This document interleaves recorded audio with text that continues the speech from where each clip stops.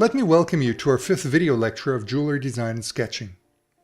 Today we'll be picking up where we left off in the previous video, which was about the fundamentals of guides as well as the practical application of what you've learned about drawing lines and curves. Remember, guides are the aids and assistants standing by your side when you're addressing complex design decisions and tricky situations when drawing. They're the scaffolding needed to raise a building.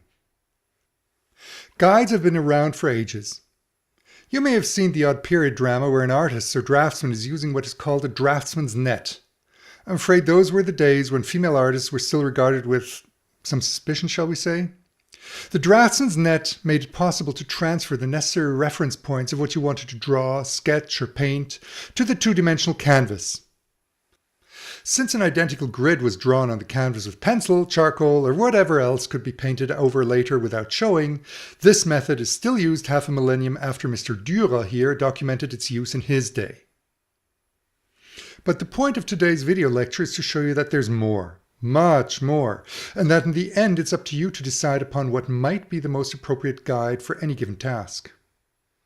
Leonardo da Vinci, always pushing the envelope, appears to have been looking for common denominators in studies like his Vitruvian Man, where he is essentially trying to engineer backward from the human body in search of the ultimate guide for illustration. When freehand sketching, it can be helpful to understand that it takes 3 points to define the size and the position of a circle.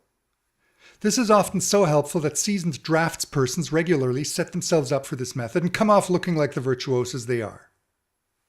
Take 3 random points. They define the radius and the center point of the one and only circle that runs through them all. If we choose to drop any one part or segment of the circle, and we have 3 choices here, the radius and the center point would remain unchanged. In real life, the ideal case scenario you keep looking for is a start point, an end point, and a reference point.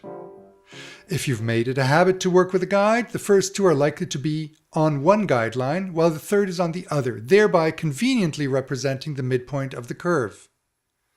Seen in this context, connecting these 2 parallels with a fillet becomes a lot more manageable.